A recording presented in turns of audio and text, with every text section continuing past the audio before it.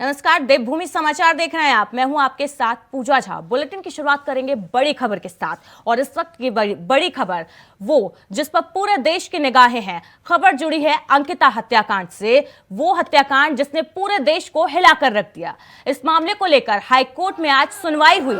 Court ने एक बड़ा फैसला लिया। कोर्ट का कहना है कि एसआईटी सही जांच कर रही है मामले की, उसकी जांच में संदेह नहीं किया जा सकता। जी हां, हाई कोर्ट ने अंकिता भंडारी हत्याकांड मामले की जांच सीबीआई से कराए जाने को लेकर दायर याचिका पर अपना फैसला सुनाते हुए फैसले में आदेश दिए कि एसआईटी अपनी जांच सही से कर रही है, उसकी जांच पर संदेह नहीं किया जा सकता, इसलिए इसकी सीबीआई से जांच कराने की जरूरत नहीं है। इतना ही नहीं, कोर्ट ने अपनी टिप्पणी में यह भी कहा कि एसआईटी की जांच में किसी वीआईपी को नहीं बख्शा जाएगा, नहीं बचाया जा रहा है, इसलिए याचिका निरस्त की जाती है। बता दें कि मामले की सुनवाई वरिष्ठ न्यायमूर्ति संजय कुमार मिश्रा की एकल पीठ में हुई है।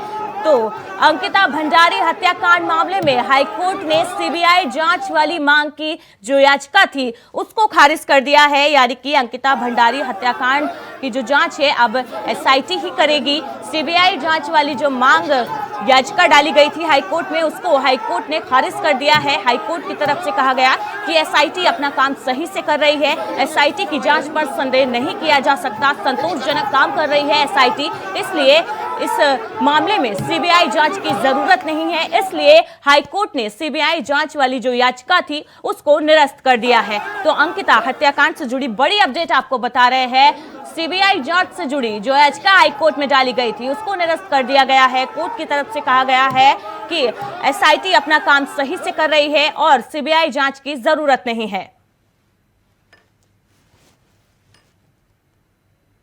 खबर चमोली से है, जहां जोशीमठ नीति घाटी में इन दिनों कड़ाके की ठंड हो रही है, जिसके चलते घाटी में बहने वाले झरने, नाले और पानी पूरी तरह से जम गए। सड़क के किनारे नाली पर बहने वाले पानी के साथ ही सड़कों पर पानी पूरी तरह से जम गया। वहीं पहाड़ों में इस साल बर्फबारी कम हुई है, ठंड का सितम जारी है। बता दें कि सूरज ढहने के बाद घाटी में कड़ाके की ठंड हो रही है।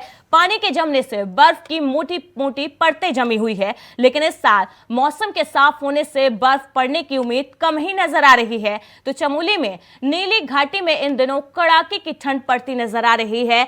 सड़कों पर पानी ठंड की वजह से जम गया है। पहाड़ों में इस साल बर्फबारी कम हुई है, जिसका असर देखने को मिला है। चमोली की ये तस्वीरें हैं जहां पर नीली घाटी में इन दिनों बर्फ जमी हुई है। सूरज ढहने के बाद घाटी में कड़ाके की ठंड पड़ती दिखाई दे रही है। पानी के जमने से बर्फ की मोटी मोटी परतें जमी हुई है, लेकिन इस साल मौसम के साफ होने से बर्फ पड़ने की उम्मीद भी कम ही नजर आ रही है। तस्वीरें आप देख सकते हैं, चमोली के नीली घाटी की ये तस्वीरें हैं जहां पर ठंड की वजह से पानी जमा हुआ है और मोटी मोटी परतें बर्फ की वो जमी हुई है। वही उम्मीद कम है कि सूरज ढहने के बाद जब मौसम साफ हो जाएगा उसके बाद भी बर्फबारी सही से होगी। बर्फबारी की उम्मीद कम जताई गई है मौसम विभाग की तरफ से।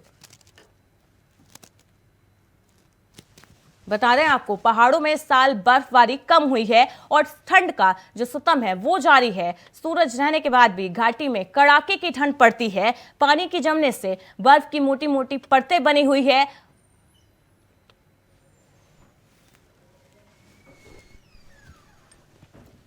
तो चमोली के नीति घाटी की ये तस्वीरें हैं जहां पर कड़ाके की ठंड में पानी जमा हुआ है। बर्फबारी कम हुई है इस बार, लेकिन ठंड का जो सितम है वो जारी है। जोशीमठ के नीति घाटी की तस्वीरें हैं जहां इन दिनों कड़ाके की ठंड पड़ रही है, जिसके चलते घाटी में बहने वाले झरने, नाली और नाले में पानी पूरी तरह से जम गया है। सड़क के किनारे नाली पर बहने वाले पानी के साथ ही सड़कों पर पानी पूरी तरह से जमा हुआ नजर आया। उसी की तस्वीरें हैं। पहाड़ों में इस साल बर्फबारी भी कम हुई है, लेकिन ठंड का जो सितम है वो जारी है।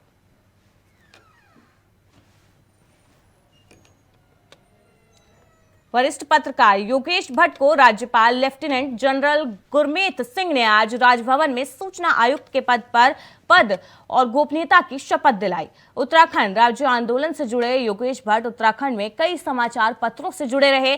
कुछ ही दिन पहले सरकार ने उन्हें सूचना आयुक्त नियुक्त किया था। तो पत्रकार योगेश भट्ट को नए सूचना आयुक्त बनाया गया है और आज राज्यपाल ने उन्हें पद की गोपनीयता की शपथ दिलाई है। और बताया जा रहा है योगेश भट्ट जो है प्रदेश के कई समाचार पत्रों से जुड़े रहे, कई समाचार जो न्यूज एजेंसी है या समाचार जो एजेंसी है वहां पर उन्होंने काम किया है और अब उनको सूचना आयुक्त बनाया गया है।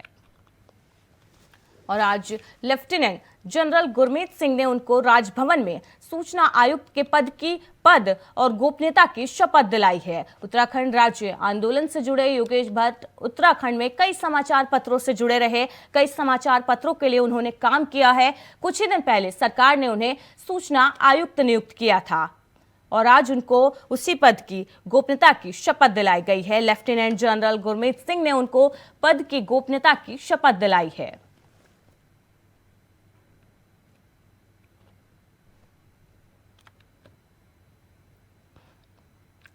तो पत्रकार योगेश भट्ट को आज राज्यपाल लेफ्टिनेंट जनरल गुरमीत सिंह ने नए सूचना आयुक्त पद की गोपनीयता की शपथ दिलाई है। योगेश भट्ट कई समाचार पत्रों से जुड़े रहे, कई समाचार पत्रों के लिए उन्होंने प्रदेश में काम किया गया है और अब उनको नया सूचना आयुक्त बनाया गया है, जिसकी आज उन्होंने शपथ ली है।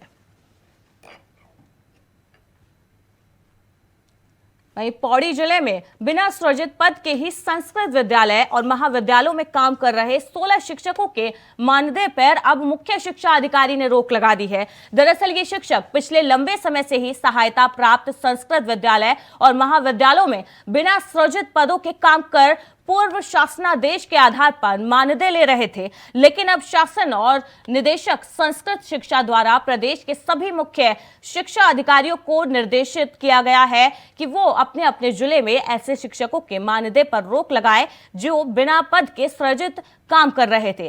तो 16 शिक्षकों के मानदेय पर रोक लगाई गई है। बताया जा रहा है संस्कृत विद्यालयों और महाविद्यालयों में ये कार्यरत थे, बिना पद के ये लोग काम कर रहे थे, जिनके मानदेय पर रोक लगाई गई है। 16 शिक्षकों के मानदेय पर रोक लगाई गई है और बताया जा रहा है कि ये शिक्षक पिछले लंबे समय से सहायता प्राप्त संस्कृत विद्यालय और महाविद्यालयों में बिना सृजित पदों के काम कर रहे थे। पूर्व शासनादेश के आधार पर ये लोग अपना मानदेय ले रहे थे, लेकिन अब शासन और निदेशक संस्कृत शिक्षा द्वारा प्रदेश के सभी मुख्य शिक्षा अधिकारियों को निर्देश दिए गए कि वो अपने अपने जिले में ऐसे शिक्षकों के मानदेय पर रोक लगा दें जो बिना पद सृजित के ही काम कर रहे थे।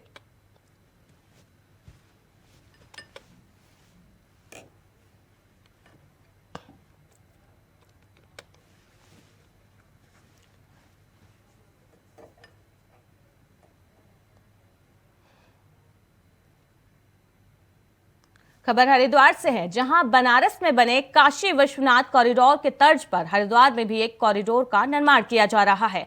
ये कॉरिडोर हर की पौड़ी कॉरिडोर होगा और इसको बनाने के लिए हरिद्वार रुड़की विकास प्राधिकरण ने बोर्ड की बैठक में प्रस्ताव पारित कर दिया है। हालांकि अभी ये कॉरिडोर कब तक बनकर तैयार होगा इसका कोई समय निर्धारित नहीं किया गया है, लेकिन इसको बनाने के लिए जल्द ही टेंडर की प्रक्रिया अमल में लाई जाएगी। तो हर की पौड़ी पर कॉरिडोर बनाया जाएगा। विकास प्राधिकरण की बोर्ड की जो बैठक है उसमें यह फैसला लिया गया है और बैठक में प्रस्ताव सर्वसम्मति से पारित किया गया है कि हर की पौड़ी पर जल्द ही कॉरिडोर बनाया जाएगा। और ये जो कॉरिडोर है ये हरिद्वार में बनाया जाएगा, हर की पौड़ी पर, और काशी विश्वनाथ कॉरिडोर की तर्ज पर ये कॉरिडोर बनाया जाएगा हरिद्वार में और हर की पौड़ी पर ये कॉरिडोर बनाया जाएगा। इसको बनाने के लिए हालांकि अभी तक समय निर्धारित नहीं किया गया है कि कब तक ये कॉरिडोर बनकर तैयार होना है, लेकिन इसको बनाने के लिए हरिद्वार रुड़की विकास प्राधिकरण ने बोर्ड की बैठक में प्रस्ताव पारित किया था, जो पास कर दिया गया है। हालांकि अभी ये कॉरिडोर कब तक बनकर तैयार होगा इसके बारे में या इसके लिए कोई समय निर्धारित नहीं किया गया है, लेकिन इसको जल्द बनाने के लिए टेंडर की जो प्रक्रिया है वो अमल में लाई जाएगी जल्द, जिसके बाद कॉरिडोर के बनने का जो रास्ता है वो साफ होगा और जल्द ही हरिद्वार में हर की पौड़ी पर कॉरिडोर बनेगा।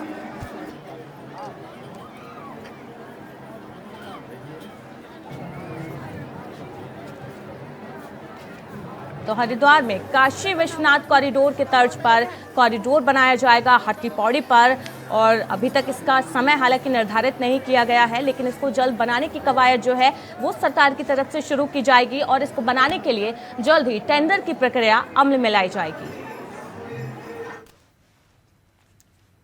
उत्तराखंड में ठंड बढ़ने के साथ ही अब कोहरा भी अपने पैर पसारने लगा है। तीर्थ नगरी हरिद्वार में इस सीजन में पहली बार कोहरा हरिद्वार में देखने को मिला। देर रात से ही हरिद्वार में कोहरे ने पैर पसारने शुरू कर दिए थे। आज सुबह लोगों की जब आंख खुली तो घना कोहरा छाया हुआ था। पूरी धर्मनगरी कोहरे के आगोश में घिरी हुई थी। यहाँ तक कि हाईवे पर चलने वाले वाहनों को भी काफी परेशानियों का सामना करना पड़ा था। कोहरे की वजह से मार्ग ना दिखने से परेशानी हो रही थी वाहन चालकों को। इसी के चलते उन्हें कोहरे में गाड़ी चलाने के लिए उनको हेडलाइट का सहारा लेना पड़ा। दिन के समय में भी जो वाहन चालक थे वो हेडलाइट जलाकर चलते नजर आए। बता दें कि इस सीजन में ये पहला मौका है जब तीर्थ नगरी में कोहरा छाया हुआ है और कोहरे की वजह से धर्मनगरी में ठंड का जो प्रकोप है वो भी बढ़ता महसूस किया गया है। कोहरे की सफेद चादर में आज हरिद्वार लिपटा नजर आया है। सड़कों पर घना कोहरा छाया रहा जिसकी वजह से वाहन चालकों को वाहन चलाने में समस्या नजर आई। हालांकि दिन में भी जो वाहन चालक थे वो हेडलाइट जलाकर गाड़ी चलाते नजर आए। तो ठंड बढ़ने के साथ ही कोहरा भी अब धर्मनगरी में पैर पसारने लगा है और वाहन चालकों को यहां पर समस्या का सामना करना पड़ा। विजिबिलिटी कम होती है कोहरे की वजह से, जिसके चलते दिन में भी वो हेडलाइट जलाकर अपने वाहन चलाते नजर आए। वहीं विधानसभा से बाहर किए गए कर्मचारियों के विधानसभा के सामने दिया जा रहा धरना पुलिस ने खत्म कर दिया है। बर्खास्त कर्मचारियों को पुलिस ने बल प्रयोग कर उन्हें विधानसभा के बाहर धरना स्थल से उठाने का काम किया। बर्खास्त कर्मचारियों की माने तो उन्हें न पहले अपनी बात रखने का मौका दिया गया था और न ही अब उनकी बात सुनने का काम प्रशासन द्वारा किया जा रहा है। ऐसे में उन्हें लोकतांत्रिक तरीके से अपनी बात रखने का हक भी प्रशासन की तरफ से नहीं दिया जा रहा है। ऐसे में मजबूरन आने वाले दिनों में उनके द्वारा उग्र आंदोलन किया जाएगा। तो विधानसभा के बाहर कर्मचारियों का प्रदर्शन खत्म करा दिया गया है। पुलिस ने जोर जबरदस्ती और बल के प्रयोग से जो कर्मचारी प्रदर्शन कर रहे थे, विधानसभा से बर्खास्त हुए कर्मचारी जो प्रदर्शन कर रहे थे, उनका जो धरना है, उनका प्रदर्शन पुलिस ने जबरन खत्म करा दिया है। और उनका कहना है कि ना तो पहले उनकी बात सुनी गई थी और ना ही अब इस सरकार में उनकी बात सुनी जा रही है। इतना ही नहीं, वो शांतिपूर्ण तरीके से प्रदर्शन के जरिए अपनी बात सरकार तक पहुंचाना चाह रहे हैं, लेकिन वो भी सरकार सुनने को तैयार नहीं है। और उनका जो धरना प्रदर्शन था वो भी पुलिस ने बल प्रयोग कर खत्म करा दिया है और उन्होंने चेतावनी दी है कि अगर उनकी बातें नहीं सुनी गई तो वो जल्द ही प्रदेश में उग्र आंदोलन करेंगे। बर्खास्त कर्मचारियों की माने तो ना तो उन्हें पहले अपनी बात रखने का मौका दिया गया था और ना ही अब उनकी जो बात है वो सुनने का काम प्रशासन द्वारा किया जा रहा है। पुलिस को बुलाने की जरूरत नहीं थी और उन्होंने न्याय नहीं किया, इसलिए वो डर रही है। वो पुलिस बुला रही है। अरे जब न्याय नौकरी देने वाले दोषी नहीं है तो नौकरी पाने वाले कहाँ हम बेरोजगार कहाँ के दोषी हो गए। इन्होंने नहीं, मैं बहुत छोटी थी, मैं तब से देखते आ रही थी विधानसभा की भर्ती ऐसी है, तो मुझे कैसे पता चलेगा कि ये न्यू गलत है। ये 10 साल बाद इनको याद आएगी कि अगर नौकरी करने वाले को 10-20 साल हो गए, इनको तब याद आती है कि गलत है और इनकी नौकरी तोड़ दो। ये कहाँ का न्याय है। मैं ये कह रही हूँ या तो हमारी नौकरी की बहाली हो या पूरा न्याय हो, पूरा या तो पूरी विधानसभा खाली हो। मेरा यही अनुरोध है और ये मेरी सीएम साहब से गुजारिश है, अगर मैडम को अगर पूरा न्याय करना तो हमारी कोई गलती नहीं है। ठीक है, हमें बताई नहीं कि प्रक्रिया क्या है और जो प्रक्रिया उन्होंने बनाई है, ये विधानसभा की प्रक्रिया बनाई गई है, यहाँ कानून बनते हैं, ये प्रक्रिया इन्होंने बनाई है। कोई आके बेरोजगार ये कर्मचारियों ने नहीं बनाई है। इसलिए मेरा ये कहना है हमें बहाली देनी चाहिए क्योंकि हमारे इसमें क्या कसूर है। और मेरा सीएम से भी अनुरोध है कि इसका बहुत जल्दी फैसला लिया जाए। अगर फैसला नहीं लिया गया तो लोग एक साथ आप विधान करेंगे। तो विधानसभा के बाहर जो कर्मचारी बर्खास्त हुए कर्मचारी प्रदर्शन कर रहे थे, पुलिस ने बल प्रयोग कर उनका प्रदर्शन खत्म करा दिया है, जिसको लेकर कर्मचारियों में आक्रोश है। इसी खबर पर ज्यादा अपडेट के लिए हमारे साथ हमारे संवाददाता अभय कैंतुरा जुड़े हुए हैं। अभय, विधानसभा के बाहर कर्मचारियों का प्रदर्शन पुलिस ने खत्म करा दिया है, जिसको लेकर कर्मचारियों में आक्रोश नजर आ रहा है। बिल्कुल, ये कह सकते हैं कि जो विधानसभा के बाहर जो कर्मचारी बैठे हुए थे धरने पर, आज तीसरे दिन पुलिस की तरफ से उनका बलपूर्वक उनका धरना प्रदर्शन समाप्त करने का काम यहाँ पर किया गया। सभी बर्खास्त कर्मचारियों को जो एकता सरदार रोड स्थित एकता विहार है, जो धरना स्थल बनाया गया, प्रशासन की तरफ से चिन्हित किया गया, वहां पर ले जाने का काम किया गया। लेकिन इस दौरान सीधे तौर पर जिस प्रकार से कर्मचारी आक्रोशित नजर आ रहे थे, उनका सीधा आरोप यही था कि जो कार्रवाई की गई है वो कार्रवाई एक तरफा कार्रवाई है। ना तो उनकी बात को पहले सुना गया था और ना ही अब वो अपनी बात अगर प्रशासन सरकार तक पहुंचाना चाहते हैं तो फिर उस पर भी उनकी तरफ से उस बात को पहुंचाने का काम नहीं किया जा रहा है। यही वजह है कि कर्मचारी अपनी बात रखना चाहते हैं लेकिन प्रशासन उनको सुनना नहीं चाहता है। और आज उसी चीज ये कह सकते हैं कि कर्मचारी जो धरने पर अपना मौन प्रदर्शन करना चाहते थे उनको करने से मना कर दिया गया है। अभी भी ये समझा जा सकता है कि कर्मचारियों का जो आक्रोश है वो शांत नहीं हुआ है। आगे एक बड़े आंदोलन की वो लोग तैयारी बिल्कुल अभय, कर्मचारियों का जो गुस्सा है वो अब बढ़ता दिखाई दिया है और उन्होंने उग्र आंदोलन की भी चेतावनी दी है। उनका साफ कहना है, उन्होंने आरोप भी लगाया है कि ना तो पहले उन्हें अपनी बात रखने का मौका दिया गया था, ना ही उन्हें कोई नोटिस दिया गया था, और अब भी जब वो लोकतांत्रिक तरीके से अपनी बात सरकार तक पहुंचाना चाहते हैं तब भी सरकार उनकी बात सुनने को तैयार नहीं है।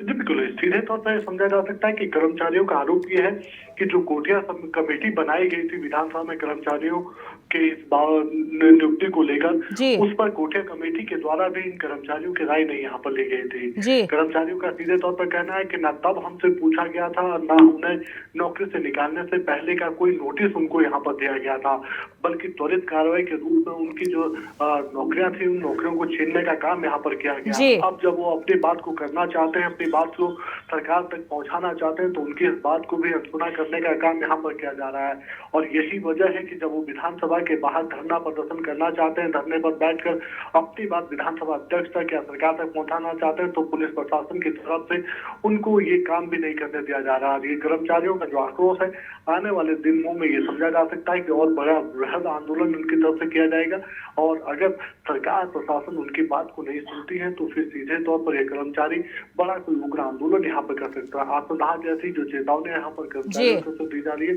उसको भी उनकी तरफ से किया जा सकता है। जी अब इनका ये धरना प्रदर्शन खत्म करा दिया गया है, आगे क्या कुछ रणनीति कर्मचारियों की रहेगी?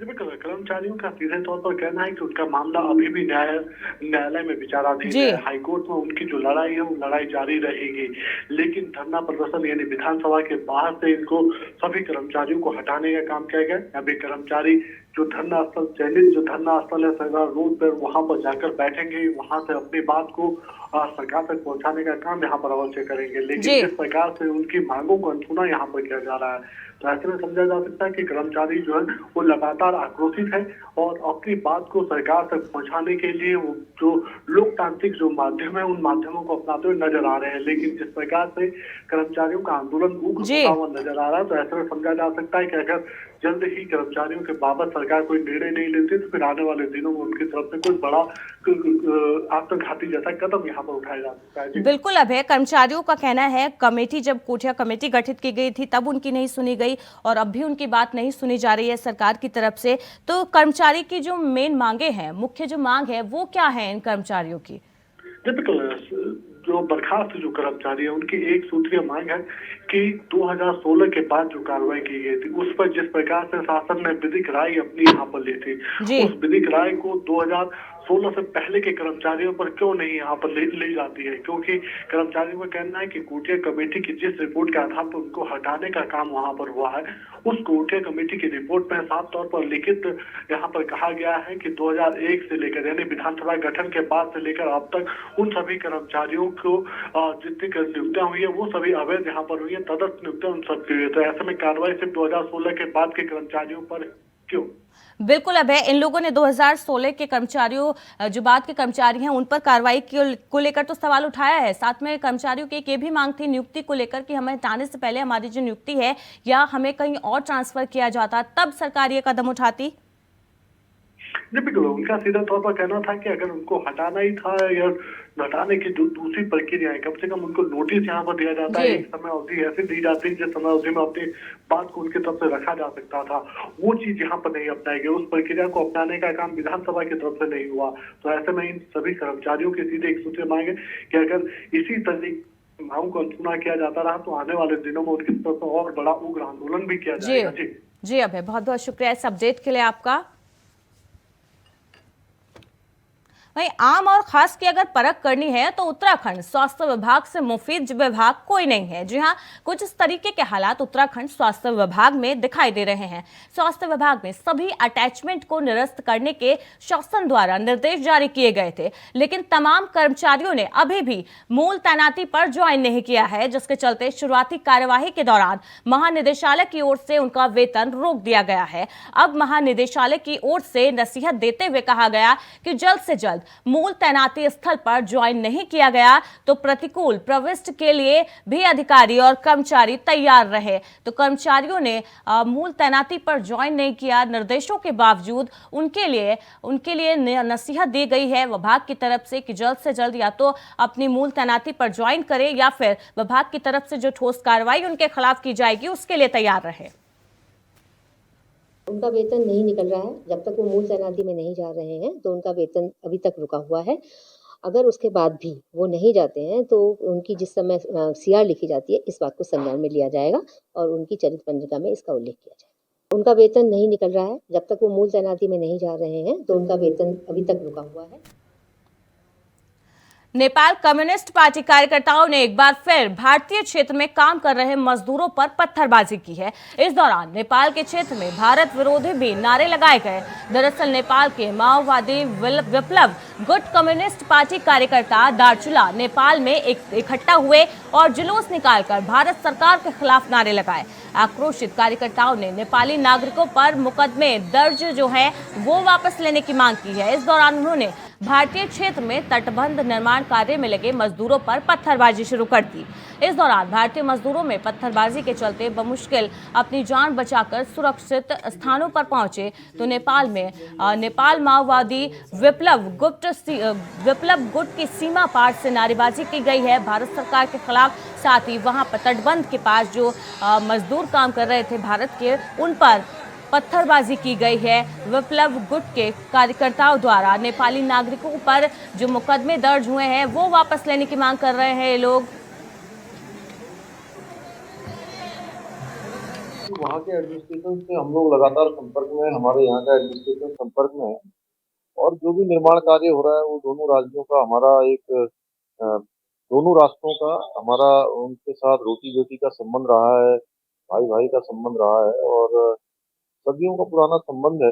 और वो संबंध मैं समझता हूँ कि कुछ लोग उसको उकसाने का काम कर रहे होंगे, लेकिन वहाँ पर जो एडमिनिस्ट्रेशन के स्तर पर उसमें कहीं कोई विरोधाभास नहीं। वहाँ के एडमिनिस्ट्रेशन से हम लोग लगातार संपर्क में, हमारे यहाँ का एडमिनिस्ट्रेशन संपर्क में है और जो भी हमने जैसे पहले ही कहा है, चार्जशीट प्राइमरी अक्यूज के खिलाफ चार्जशीट फाइल हो गया है और फर्दर इन्वेस्टिगेशन अभी पेंडिंग है। नार्को एनालिसिस वगैरह भी पेंडिंग है, तो फर्दर इन्वेस्टिगेशन जारी रहेगा। हमने जैसे पहले ही कहा है, चार्जशीट प्राइमरी अक्यूज के खिलाफ चार्जशीट फाइल हो गया है और फर्दर इन्वेस्टिगेशन अभी पेंडिंग कि हम लोग यहाँ दीवार का काम चल रहा है, हमारा तटबंधन का काम चल रहा है। आए दिन यहाँ पत्थरबाजी कर रहे हैं नेपाल की तरफ से। और मैं ये कहना चाहता हूँ, ये पूछना चाहता हूँ नेपाल सरकार से कि ये इस तरह की घटना बार बार ना हो और जो अभी भी इन्होंने लगातार पत्थरबाजी कर रहा है, मैं अब खुद प्रत्यक्षी हूँ यहाँ पे। अगर इस तरह से अगर इन्होंने किया तो हम बाध्य हो जाएंगे पुल बंद करने के लिए। और नेपाल सरकार से ये अनुरोध करता हूँ कि इन जितने भी पत्थरबाजों को तुरंत गिरफ्तारी करने का मांग करता हूँ, तुरंत इनको गिरफ्तार किया जाए। वहीं मुख्यमंत्री पुष्कर सिंह धामी ने वर्चुअल तरीके से मुख्यमंत्री आवास स्थित मुख्य सेवक सदन में आयोजित कार्यक्रम में प्रदेश में उद्यान विभाग द्वारा संचालित की जा रही जायका परियोजना का शुभारंभ किया। कार्यक्रम में उद्यान विभाग उत्तराखंड के अंतर्गत 526 करोड़ रुपए की वाह सहायतित जायका परियोजना का शुभारंभ किया गया है। तो मुख्य सेवक सदन में आज कार्यक्रम का आयोजन किया गया, जिसमें मुख्यमंत्री पुष्कर सिंह धामी ने शिरकत वर्चुअली। इस कार्यक्रम से जुड़े मुख्यमंत्री पुष्कर सिंह धामी और यहां पर जो प्रदेश में उद्यान विभाग द्वारा संचालित की जा रही जायका परियोजना है उसका शुभारंभ मुख्यमंत्री पुष्कर सिंह धामी ने किया है। कार्यक्रम में उद्यान विभाग उत्तराखंड के अंतर्गत 526 करोड़ रुपए की वाह सहायतित जायका परियोजना का शुभारंभ मुख्यमंत्री पुष्कर सिंह धामी द्वारा किया गया।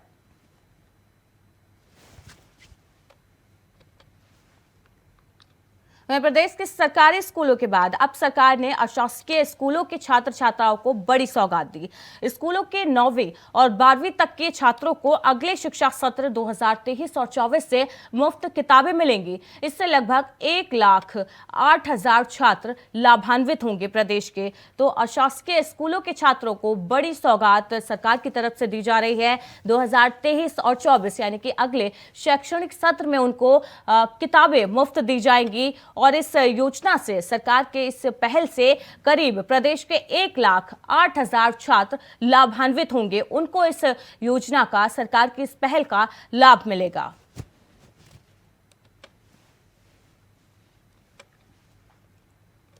वहीं पिथौरागढ़ के जनपद तेजम तहसील में पिथौरागढ़ बागेश्वर जनपद को जोड़ने वाला एकमात्र झूला पुल जो 2018 की आपदा की भेंट चढ़ गया था, इसके बाद से शासन प्रशासन ने इसमें कोई कार्रवाई नहीं की, जिससे वहां के लोगों को आने जाने में खासा परेशानी का सामना करना पड़ता था। इसको लेकर अब खुद स्थानीय लोगों ने इस पुल को बनाने का जिम्मा उठाया है। स्थानीय लोगों ने श्रमदान कर 70 से 75 मीटर लंबा अस्थायी पुल बनाने का काम किया है। तो 2018 की आपदा में ये पुल आपदा की भेंट चढ़ गया था, उसमें ये पुल तहस नहस हो गया था, नष्ट हुआ था, जिसके बाद प्रशासन द्वारा कोई संज्ञान नहीं लिया गया और स्थानीय लोगों को आवागमन में काफी परेशानियों का सामना करना पड़ता था, जिसके बाद उन्होंने खुद ही इकट्ठा होकर पुल निर्माण का जिम्मा लिया।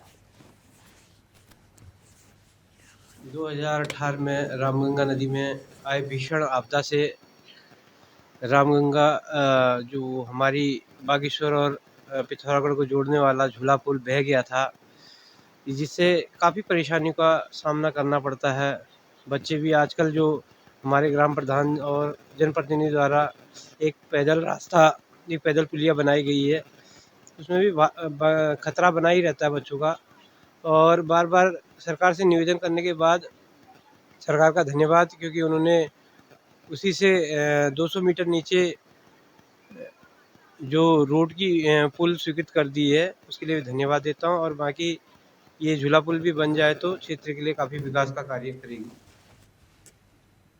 देवभूमि समाचार में फिलहाल इतना ही। लगातार खबरों के लिए देखते रहिए इंडिया वॉइस।